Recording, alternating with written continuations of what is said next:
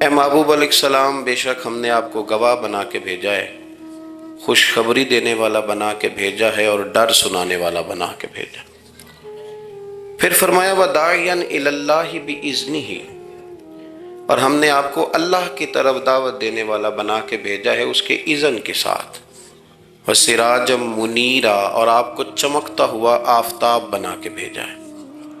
دنیا کے اندر انسان میں جو چیز اسے رغبت دیتی ہے، جو اس کو عمل پر ابھارتی ہے، وہ اس کا عقیدہ اور اس کی سوچ ہوتی ہے۔ انسان کے جو افکار ہوتے ہیں نا، جو اس کی سوچیں ہوتی ہیں، وہ اس کے عمل کو مرتب کرتی ہیں۔ انسان کا جس طرح کا نظریہ ہوتا ہے، پھر وہ زندگی میں عمل بھی اسی طرح کے کرتا ہے۔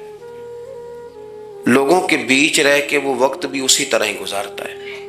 قریش مکہ اور حضور سید عالم صلی اللہ تعالیٰ علیہ وسلم سے جو پہلے کے لوگ تھے، ان کے افکار بہت ساری خرابیوں کا شکار ہو گئے تھے، فکری کمزوریاں پیدا ہو گئی تھیں، مختلف قسم کی اوہام پرستی کا وہ شکار تھے، توہمات میں الجھ گئے تھے۔ حج کا موقع آیا ہے تو اب انہوں نے قبولیت کا یہ نظریہ گھڑ لیا ہے کہ ننگے ہو کے معاذ اللہ طواف کریں گے بیت اللہ کا۔ قربانی کا موقع آیا ہے تو جانوروں کا خون دیواروں کے ساتھ لگائیں گے خانہ کعبہ کی۔ اور قرآن حکیم ہمیں یہ بھی بتلاتا ہے کہ جب حج کر کے لوٹتے ہیں تو اب دروازوں سے نہیں گزرنا، اب ہم نے کوئی اور رستے پھلانگ کے گھروں میں آنا ہے، اس لیے کہ ہم نیک ہو کے آئیں۔ تو مختلف قسم کی توہمات انہوں نے گڑھ لی تھی، اللہ تبارک و تعالیٰ کی ذات کے بارے میں بھی، انبیاء کرام علیہ السلام کے بارے میں بھی۔ قرآن مجید ہمیں کہتا ہے کہ یہودیوں نے جناب عزیر علیہ السلام کو اللہ کا بیٹا کہا، عیسائیوں نے معاذ اللہ حضرت عیسیٰ علیہ السلام کو اللہ کا بیٹا کہا۔ تو افکار کے اندر جب انسان کے بہت زیادہ خرابیاں آ جاتی ہیں، یعنی ایک آدمی کا ذہن بن گیا نا سارے لوگ چور ہی ہیں، تو پھر کسی سے دوستی کرنا، کسی کے ساتھ چلنا، وقت گزارنا اس کے لیے دشوار ہی نہیں محال بھی ہو جاتا ہے۔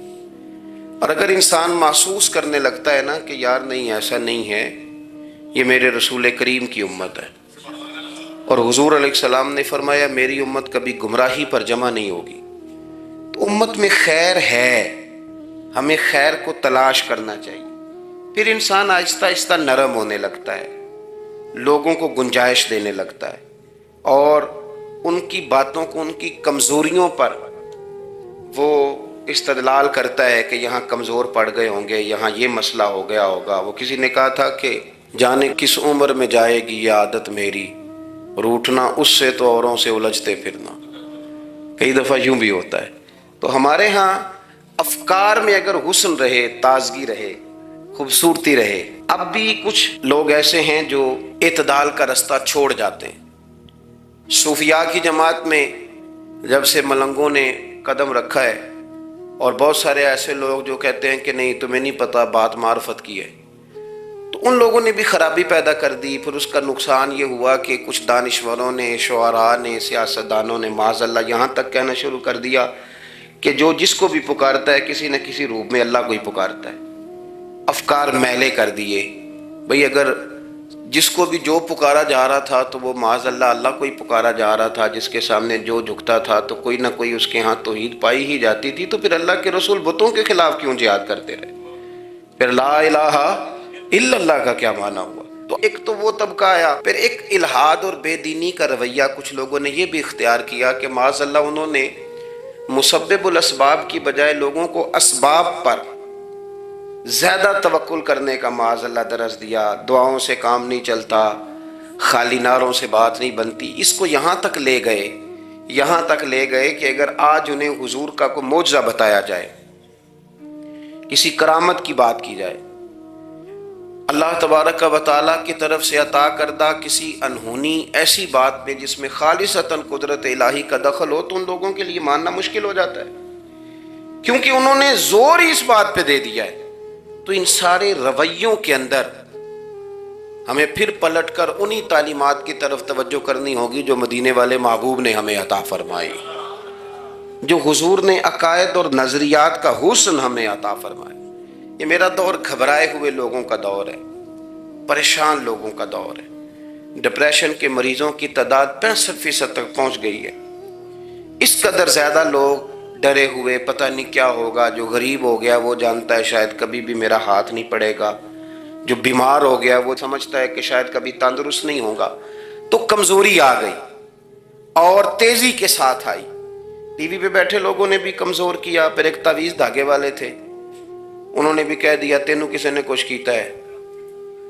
وہ بھائی کنے کیتا ہے؟ کہندا ہے مینوں حکم ہی نہیں, مینوں تے شرارت دا حکم سی وہ میں کر چھڑی, تینوں کسی نے کچھ ہے. اب تو سوچتا رہ, جتنے تیرے دشمن ہیں تو ان کی لسٹ بنا لے.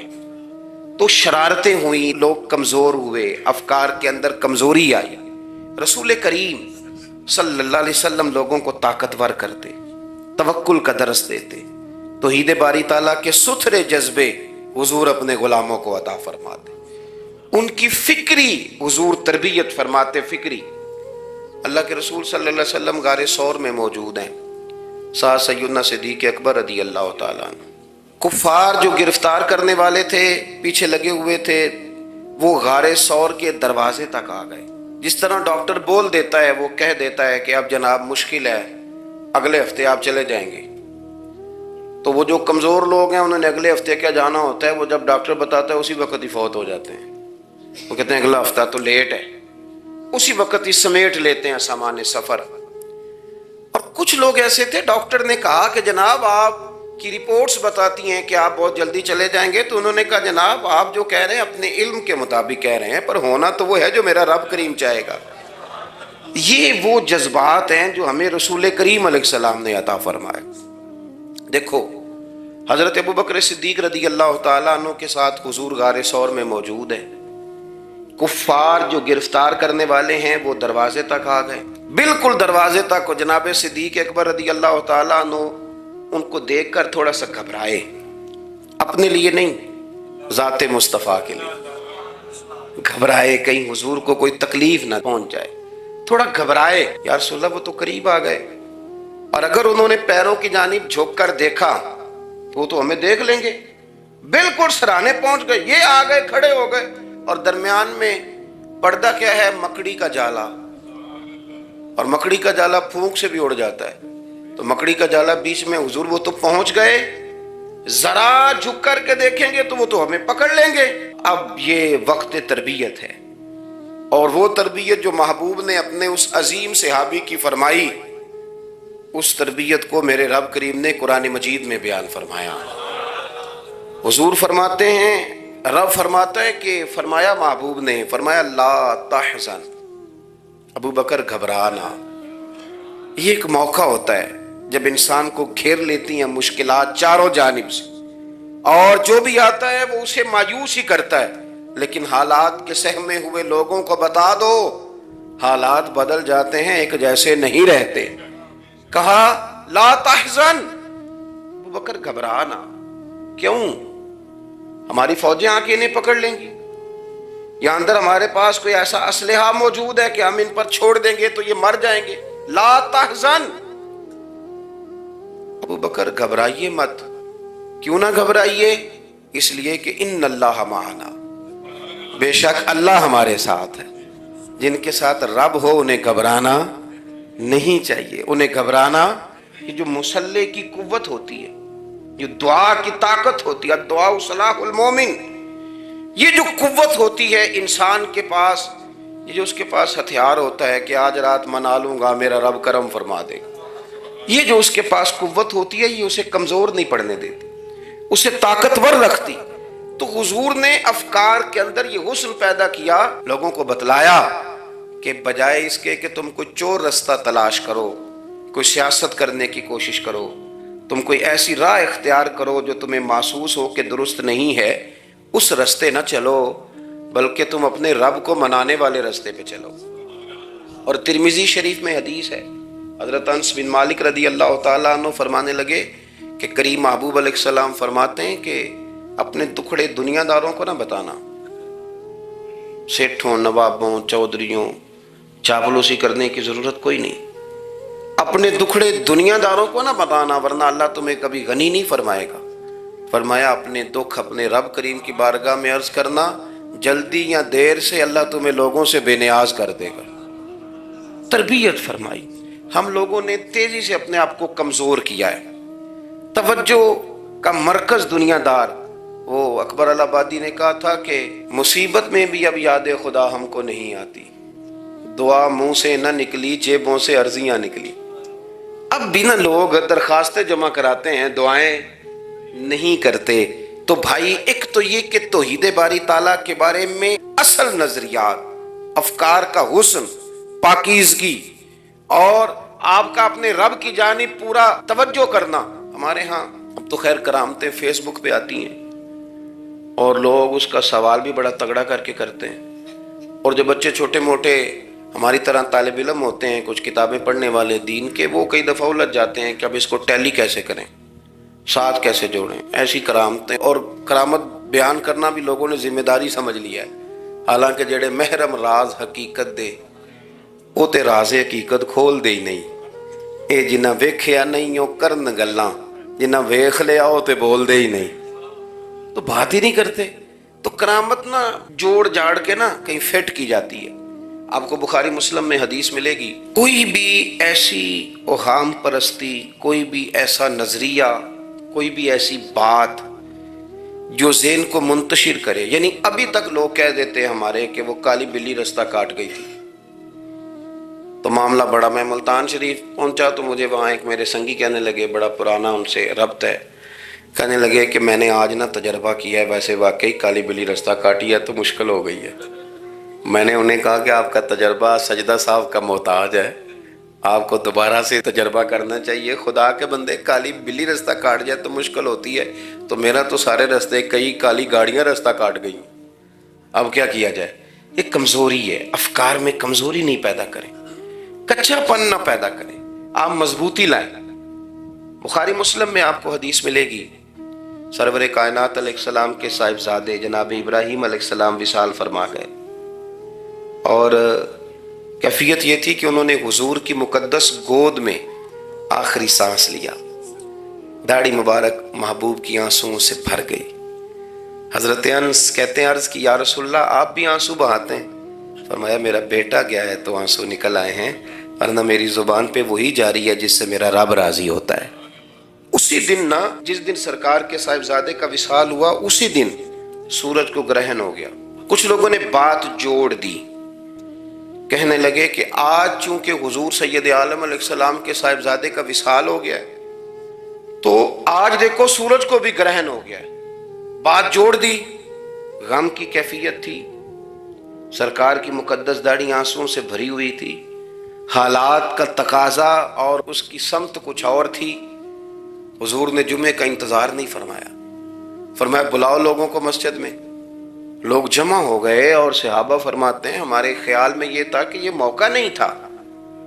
آج نہ جہاد کے لیے حکم آنا ہے، کس مقصد کے لیے حضور نے طلب فرمایا، لیکن جب ہم گئے اتنا ضروری کام ہے نظریات کا صاف ہونا کہ اللہ کے محبوب نے لوگوں کو اسی دن بلا کے فرمایا لوگوں سنو، سورج اور چاند کو جب گرہن لگے تو استغفار پڑھا کرو، تسبیحات کیا کرو، نوافل ادا کیا کرو، اللہ کے حضور حاضر ہوا کرو. فرمایا یہ سورج اور چاند کو جب گرہن لگے تو یہ اللہ کی نشانیوں میں سے نشانی ہوتا ہے. کسی بندے کے دنیا سے جانے کا اس کے ساتھ کوئی تعلق نہیں. تم نے اپنے ذہن کو ٹھیک رکھنا ہے، افکار کو ٹھیک رکھنا، کسی بھی قسم کی تم نے اوہام پرستی کا شکار نہیں. مضبوط رہیں، مضبوط رہیں. اٹھ باندھ کمر کیوں ڈرتا ہے، پھر دیکھ خدا کیا کرتا ہے. آپ مضبوط رہیں. جب مضبوط رہیں گے تو انشاءاللہ توانائی اللہ کی طرف سے عطا کر دی جائے. دوسری بات، نبی پاک صلی اللہ تعالی علیہ وسلم نے نا تمام انبیاء کرام علیہم السلام کے بارے میں لوگوں کے ذہنوں کی اصلاح کی. آپ کبھی قرآن حکیم کا مطالعہ فرمائیں، احادیث مبارکہ کو پڑھیں تو میرے محبوب کریم کی شان یہ ہے کہ حضور نا انبیاء کی شانیں بیان کرتے ہیں. حضرت موسیٰ کلیم اللہ ہیں، کس نے ہمیں بتایا؟ قرآن و حدیث نے بتایا. شانیں بیان کی نبیوں کی، عظمتیں بیان کی. حضرت ابراہیم خلیل اللہ ہیں، یہ ہمیں قرآن نے بتایا، حضور نے بتایا. لیکن ساتھ ہمیں یہ بھی بتایا کہ ہیں یہ اللہ کے بندے، ہیں یہ اللہ کے رسول. نبی پاک صلی اللہ تعالی علیہ وسلم نے افکار اور نظریات انبیاء کے بارے میں لوگوں کے درست فرمائے. مجموع الزوائد میں حضرت مولا علی شیر خدا رضی اللہ تعالیٰ عنہ کی حدیث مروی ہے، ایک بدو آ گیا حضور کی بارگاہ میں کچھ مانگنے کے لیے۔ مولا کائنات رضی اللہ تعالیٰ عنہ فرماتے ہیں سرکار جب کسی بات کا جواب نہ دینا چاہتے تھے تو خاموش ہو جاتے تھے، کچھ دیر خاموش رہتے تھے، اور حضور کا خاموش رہنا بھی ہمارے محدثین نے محفوظ کیا ہے۔ اقسام حدیث میں سے ایک حدیث ہے جسے حدیث تقریری کہا جاتا ہے، وہ حدیث ہے جس میں حضور خاموش رہے، کوئی کام کیا گیا تو سرکار خاموش رہے۔ حضرت مولا علی کہتے ہیں حضور نہ خاموش ہو گئے، لیکن چونکہ دیہاتی تھا، سادہ تھا، اس نے جب بار بار گفتگو چھیڑنا چاہی تو پھر حضور نے فرمایا چل پھر مانگ لے کیا مانگتا ہے، مانگ لے پھر کیا مانگتا ہے، کر سوال۔ دیہاتی تھا، سادہ آدمی تھا۔ مولا کائنات فرماتے ہیں ہمیں یوں لگا کہ اب نہ یہ آخرت اپنی سوار جائے گا، جنت کا سوال کرے گا، لیکن بڑا ہی سادہ تھا۔ مانگنے پہ بھی آیا تو کیا مانگا، کہنے لگا یا رسول اللہ صلی اللہ علیہ وسلم میں نے سفر کرنا ہے، مجھے ایک اونٹنی عطا کر دیتے۔ حضرت سلطان باہو سے کسی نے کہا کہ بڑے لوگ مرید ہوتے ہیں، تو فرمانے لگے رابطہ طالب کوئی نہیں ملیا، جو ملیا طالب زرد آؤ۔ تو بہت سارے لوگ ایسے آتے ہیں جو کامل شیخ کے پاس بھی آ کے کہتے ہیں دکان کوئی نہیں چلتی، یہ تو کسی سیٹ سے مشورہ کر لیتے، کاروبار چلانے کا آپ کو ڈھنگ بتا دیتا۔ یہ یہاں آ کے بھی آپ نے یہی سوال کیا، نہیں یہاں پہنچ کے بھی یہی سوال۔ تو نبی پاک صلی اللہ تعالی علیہ وسلم سے کہنے لگا ایک اونٹ دے دیں آنے جانے کے لیے۔ حضرت علی کہتے ہیں ہمیں بڑا افسوس ہوا، یار تو آیا کہاں پہ ہے اور تو مانگ کیا رہا ہے، تو بارگاہ دیکھ اور اپنا سوال دیکھ، تو کہاں کھڑا ہے، کیا مانگ رہا ہے۔ حضور مسکرائے اور مسکرا کر کے فرمایا کہ اونٹ تجھے دیا، چل کچھ اور بھی مانگ لے۔ حضرت علی کہتے ہیں ہم نے کہا اب جنت مانگے گا یہ حضور سے، تو بڑا ہی بھولا تھا، کہنے لگا جی اگر آپ کچھ اور بھی دینا چاہتے ہیں تو اونٹ پہ ڈالنے کے لیے کجاوا بھی دے دیں۔ تو حضرت مولا علی شیر خدا فرماتے ہیں ہمیں پھر بڑا افسوس ہوا کہ یار دیکھو اتنا چانس ملا ہے پھر کھو دیا ہے۔ رسول کریم علیہ السلام بھی مسکرائے، اور سرور کائنات کی جو مسکراہٹ ہوتی تھی وہ نہ خوشیاں تقسیم کرتی تھی۔ اعلیٰ حضرت رحمت اللہ علیہ فرماتے ہیں جس کی تسکین سے روتے ہوئے ہنس پڑے، جس کی تسکین سے روتے۔ اب یہاں سوال پیدا ہوتا تھا کہ پھر اس مسکراہٹ کے لیے تو انتظار کرنا پڑتا ہوگا کہ حضور مسکرائیں تو روتے ہوئے ہنسیں، تو اگلا شعر بھی ہے اور جواب بھی ہے۔ فرمانے لگے جس کی تسکین سے روتے ہوئے ہنس پڑیں اس تبسم کی عادت پہ لاکھوں سلام۔ یہ تو عادت ہے حضور کی، یہ تو عادت ہے مسکراتے رہنا۔ تو حضور بھی زیر لب مسکرائے۔ تیسری دفعہ میرے کریم نے پھر فرمایا چل مانگ لے کچھ، تجھے ایک چانس اور دیتے ہیں۔ پر مولا کائنات فرماتے ہیں بڑا ہی بھولا تھا، تیسرا چانس ملا، گویا گولڈن چانس ملا، لیکن پھر بھی وہیں کا وہیں رہ گیا۔ کہنے لگا ٹھیک ہے اگر آپ کچھ اور بھی دینا چاہتے ہیں تو میرا سفر لمبا آنے جانے کا خرچہ بھی دے دیں۔ اللہ اکبر۔ اب حضور عقائد کی بابت بتانے لگے کہ رسالت کے بارے میں، محبوب کے بارے میں عقیدہ کیسا ہونا چاہیے۔ تو حضور علیہ السلام فرمانے لگے تجھ سے تو وہ بنی اسرائیل کی بڑھیا ہی اچھی تھی۔ یا رسول اللہ صلی اللہ علیہ وسلم کون سی؟ تو حضور فرمانے لگے جناب موسیٰ علیہ السلام کو حکم ہوا ہجرت کریں، تو آپ جانے لگے، تو پھر ارشاد خداوندی ہوا کہ جہاں حضرت یوسف علیہ السلام مدفون ہے، آپ کا مزار پر انوار ہے، اگر آپ کو جانا ہے تو پھر ان کے تابوت کو بھی آپ نکال کر کے ساتھ لے جائیں۔ حضرت سیدنا موسیٰ علیہ السلام نے لوگوں سے پوچھا تمہیں پتہ ہے جناب یوسف کا مزار کہاں ہے؟ کسی کو نہیں پتا۔ ایک بوڑھی اماں ہے ضعیف العمر، اس کو خبر ہے۔ حضرت موسیٰ علیہ السلام نے اس سے کہا اماں تو بتائے گی کہ حضرت یوسف کا مزار کہاں ہے؟ تو کہنے لگی بتاؤں گی پر مفت نہیں بتاؤں گی۔ یہ حضور بیان کر رہے ہیں، بتاؤں گی پر فری میں نہیں بتاؤں گی، میں نا مفت تھوڑی بتاؤں گی۔ فرمایا چل تو اپنی قیمت بتا بتانے کی۔ تو کہنے لگی میں اس شرط پہ جناب یوسف کے مزار کا پتہ بتاؤں گی کہ آپ مجھے جنت میں وہ والا گھر دیں گے جس کے پڑوسی جناب موسیٰ علیہ السلام ہو۔ آپ کے پڑوس میں گھر چاہیے، تجھ سے تجھی کو مانگ کے میں نے مانگ لی ساری کائنات، وہ والا مکان چاہیے جس کے پڑوسی آپ ہوں۔ تو حضرت موسیٰ کلیم فرمانے لگے اماں چل جنت مانگ، تو نبیوں کے قریب مکان مانگ رہی ہے، وہ تو بڑا اونچا درجہ ہوگا، تو بڑی دور پہنچ گئی، اتنی بڑی سوسائٹی میں پلاٹ مانگ لیا، وہاں پہنچ گئی۔ تو بوڑھی کہنے لگی ٹھیک ہے، پھر اگر یہ معاملہ ہے تو پھر ختم ہو گئی بات، اگر آپ نہیں بتاتے تو جائے میں بھی نہیں پتہ بتاتی۔ جب وہ اڑ گئی، ٹھہر گئی، اور اڑی بھی کس طرح، یہ بھی میرے اللہ کی توفیق، میری طلب بھی تو تیرے کرم کا صدقہ ہے، میری طلب بھی تو تیرے کرم کا صدقہ ہے، یہ پاؤں اٹھتے نہیں بلکہ یہ اٹھائے جاتے ہیں۔ تو وہ کہنے لگی میں نہیں پھر بتاتی، آپ کسی اور سے پوچھ لیں۔ جناب موسیٰ خاموش ہوئے تو ارشاد خدا بندی ہوا کلیم اپنے پڑوس میں مکان دینے کا وعدہ آپ کر لیں اور مکان انہیں میں عطا کر دوں گا۔ تو حضور سید عالم صلی اللہ تعالی علیہ وسلم نے اس بدو کی موجودگی میں تربیت فرمائی صحابہ کی، یہ چیزیں بھی حضور نے عطا فرمائی۔ لیکن جب تمہیں کہا جائے مانگو تو پھر یہ کریم رسول کا دروازہ ہے، مانگیں گے مانگے جائیں گے اور منہ مانگی پائیں گے، سرکار میں نہ لا ہے نہ حاجت اگر کی۔ تو افکار کا حسن، نظریات کی پاکیزگی، ہمارے ہاں نا آج کل جو ہمیں لیکچر دیے جاتے ہیں نا، بالخصوص جو طلباء سائنس پڑھتے ہیں، تو وہ جب سوالات اٹھاتے ہیں تو اس میں کچھ ایسی چیزیں بھی آتی ہیں، یہ ابھی کورونا کے حالات جب پچھلے دنوں چل رہے تھے تو اس وقت دو تین قسم کے لوگ ہوئے، ایک تو وہ ہوتے ہیں جو بالکل نہیں ڈرتے، کہتے ہیں بس چھوڑو جو ہوگا دیکھا جائے گا، اور ایک وہ ہوتے ہیں جو اتنا ڈرتے ہیں کہ بیچارے اپنے سائے سے بھی ڈرنے لگ جاتے ہیں۔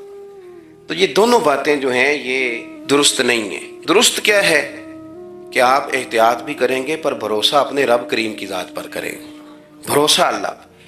تو لوگوں کو ڈرایا جاتا ہے اور جو خوف پھیلایا جاتا ہے ہمارے ہاں وہ بڑا عجیب قسم کا انداز ہے، قبر کو کھڑکی کوئی نہیں ہوتی، دروازہ کوئی نہیں ہوتا، آکسیجن کیسے جائے گی؟ یا آپ کبھی ٹویٹر پر مختلف بڑے لوگوں کے پیغامات دیکھیں تو موت کے بارے میں جب وہ چیزیں شیئر کرتے ہیں تو عجیب سا رنگ اس کا محسوس ہوتا ہے کہ اللہ جانے یہ بیچارہ کہاں کھڑا ہو گیا ہے، اور خوف، اور لوگ اس کا ذہن بنا کے ڈرتے ہیں۔ ڈرنا چاہیے، ضرور ڈرنا چاہیے، لیکن ایک بات یاد رکھیں، حضرت مولا علی فرمایا کرتے تھے کہ ڈرنا تو اپنے اعمال سے چاہیے اور ان کو درست کرنا چاہیے۔ ڈرنا تو اس چیز سے چاہیے کہ کیا ہم نے وہ رستہ اختیار کیا ہے جو قبر کو بالکل تنگ کر دے گا، جو جہنم کے گڑھوں میں سے گڑھا بنا دے گا؟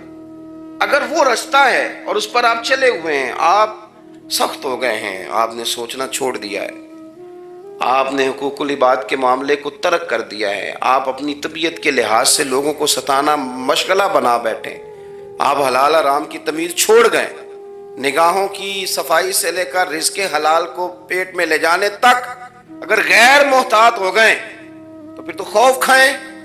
لیکن یہاں ان نظریات کی بابت جو حضور نے ہماری تربیت فرمائی، تو حضور نے ہمیں یہ نہیں فرمایا کہ میرا مومن ہو تو تم اسے کھڈے میں چھوڑ آؤ گے، ہو زندگی تقوی اور محتاط رہ کر گزارنے والا اور تم اسے کھڈے میں چھوڑ آؤ، یہ نہیں ہے، بلکہ فرمایا جو میرے مومن کی قبر ہوتی ہے روضۃ من ریاض الجنہ، وہ تم اسے نا کھڈے میں نہیں چھوڑ کے آئے، باغ میں چھوڑ کے آئے ہو۔ آپ باغ کا تصور کریں پھر قبر کو سوچیں، نہیں باغ میں چھوڑ کے، اور باغ بھی معمولی نہیں، جنت کے باغوں میں سے باغ، جنت کی کیاریوں میں سے، روضۃ من ریاض الجنہ۔ اب ذرا اس اینگل سے آپ اپنی قبر کو سوچیں، اس رویے کے ساتھ کہ اگر قبر آپ کی جنت کا باغ ہے تو باغ میں جاتے بندہ ڈرتا تو نہیں، اور باغ اتنا حسین ہے کہ جس میں پہلی آنکھ کھلے گی تو پہلی نظر اٹھے گی تو مدینے والے محبوب کا چہرہ نور نظر آئے گا، اتنا شاندار باغ ہے۔ آپ اس کی رعنائی، اس کا حسن اور اس کی خوشبو کو ملاحظہ فرمائیں۔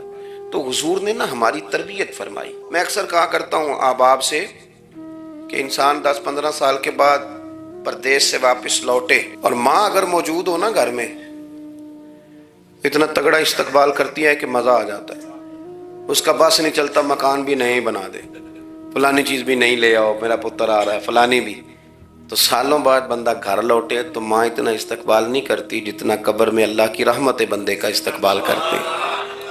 اس لیے جب یہ سوچ بن گئی تھی نا صحابہ کی حصول جنت کی، تو پھر ان کو لگاؤ ہو گیا تھا، پھر دنیا کی زندگی، جاہ و جلال، مال و دولت اتنا زیادہ وقت نہیں رکھتا تھا ان کی نظر میں۔ پھر وہ سمجھ گئے تھے اس بات کو کہ کن فی الدنیا کاننا کا غریب و عابر سبیل، سمجھ گئے تھے کہ یہ مسافر ہیں ہم یہاں. اور وہ پھر اتنا زیادہ اپنے ذہن پہ چیزوں کو سوار نہیں کرتے تھے، محسوس کرتے تھے کہ اتنی زندگی ان کی ہے، اتنی زندگی ان کی گزر گئی ہے، محسوس کرتے تھے. اور اس پر پھر وہ جو فوکس کرتے تھے وہ آخرت کے لیے کرتے تھے. ایک خاتون حضور کی بارگاہ میں حاضر ہوئی، یہ بھی سیاستہ میں آپ کو روایت ملے گی، بہت ساری کتابوں میں ہے لیکن اس کی اصل آپ کو بخاری شریف میں ملے گی. حضرت ابو ہریرہ رضی اللہ تعالیٰ عنہ فرماتے ہیں کہ خاتون آئی تو اس نے آ کر نا بڑے درد کے ساتھ حضور کی بارگاہ میں استغاثہ پیش کیا. عرض کرنے لگی یا رسول اللہ صلی اللہ علیہ وسلم، میں نا مرگی کی مریض ہوں اور بڑی تکلیف میں ہوں.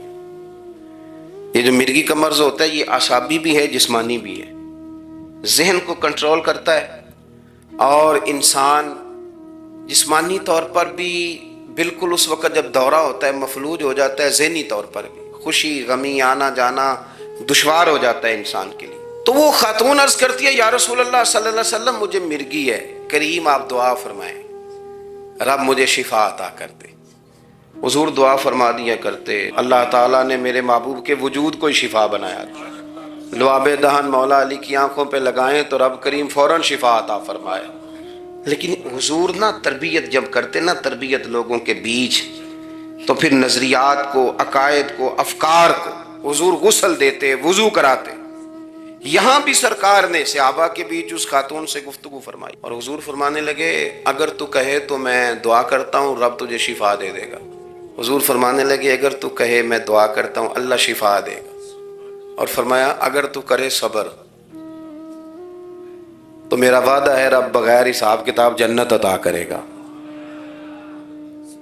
اب یہ سوچ ہے، یعنی ہمیں جب چانس ملتا ہے دنیا اور آخرت میں چیزوں کو عکس کرنے کا تو آپ نظر دوڑا لیں دائیں بائیں کہ لوگوں نے توجہات کہاں اپنی مرکوز کی ہوئی. حضور نے فرمایا اگر تو کہے تو رب کریم ہے وہ شفا دے گا، میں دعا کروں گا. اور اگر تو صبر کرے، مانا کیا کہ اگر تو مرگی کے ساتھ ہی گزارا کرے، اس کے ساتھ ہی وقت بتائے تو پھر رب تجھے جنت دے گا. یہ سمجھ لیں بات، اس پر غور کریں. وہ جو بیماری کو رحمت کہا گیا تو یہاں اس کا عملی مظاہرہ ہونے جا رہا ہے. حضور فرمانے لگے گر تو صبر کرے تو رب جنت دے گا. صحابہ کہتے ہیں اس بوڑھی نے 1 منٹ نہیں لگایا سوچنے کے لیے، فوراً عرض کرنے لگی، گویا عرض کرتی ہے حضور تھوڑی سی تو زندگی ہے، میں مرگی کے ساتھ ہی گزارا کر لوں گی، آپ دعا کریں رب مجھے جنت عطا کر دے، ہاں میرے لیے جنت کی دعا کر دیں. تو صحابہ فرماتے ہیں حضور نے دعا کر دی، گویا وعدہ ہو گیا جنت کا. وہ عرض کرتی ہے یا رسول اللہ صلی اللہ علیہ وسلم جب مرگی ہوتی ہے تو میرے وجود سے کپڑا ہٹ جاتا ہے، ستر کا مسئلہ بنتا ہے، اس کے لیے آپ ضرور اللہ کے حضور عرض کریں. تو سرکار نے دعا کر دی. صحابہ فرماتے ہیں کہ وہ دیر تک موجود رہیں، دیر تک. حضرت عثمان غنی کے زمانہ مبارکہ تک وہ بوڑھی موجود رہیں. جب بھی انہیں مرگی ہوتی تھی کپڑا اپنی جگہ پہ موجود رہتا تھا. اور جب ہم سے کوئی کسی جنتی کو دیکھنے کا سوال کرتا تھا تو ہم کہتے تھے اس بوڑھی کو دیکھ لو، اسے دنیا میں ہی حضور نے جنت کی بشارت عطا فرمائی. تو جو سمجھنے کی بات ہے وہ یہ ہے توحید، رسالت، قبر، حشر، اس کے بارے میں اپنے نظریات کو صاف ستھرا رکھیں. وقت تیزی سے بیت رہا ہے، وقت جو اپنی اس کی سپیڈ ہے اس کے ساتھ وہ گزر رہا. قریب ہوتے جا رہے ہیں لوگ قبر کے، آخرت کے. کرنے کا کام یہ ہے کہ ہمارے نظریات وہ ہوں جو ہمیں رسول کریم نے عطا فرمائے. حضرت فاروق اعظم رضی اللہ تعالیٰ عنہ جیسے دلیر آدمی حضور کے مقدس وجود پر موٹے بان کی چارپائی کے نشان دے کے جب روئے ہیں تو حضور نے وہاں بھی تربیت فرمائی ہے. فرمایا عمر کیا تم پسند نہیں کرتے کہ اللہ آخرت کی ساری شانیں ہمیں ہی عطا کرے اور دنیا میں ہم تھوڑی سی مشکل دیکھ لیں؟ تو ان چیزوں کو ہم نے سمجھنا ہے. یہ چیزیں ہمیں جینے میں آسانی پیدا کریں گی، ہمارے لیے مددگار ثابت ہوں گی، ہمارے افکار کو یہ تازہ رکھیں. پھر بہت زیادہ الجھاؤ، بہت زیادہ پریشان ہونا، بہت زیادہ ڈپریشن کا شکار ہونا، بہت زیادہ ہمارا دنیاوی معاملات کے اندر تفکر کرنا، یہ ہمیں کمزور نہیں کرے گا بلکہ ہم توانا رہیں گے. اللہ کے حضور دعا ہے مالک کریم کہی ہوئی باتوں کو قبولیت کا درجہ عطا فرمائے.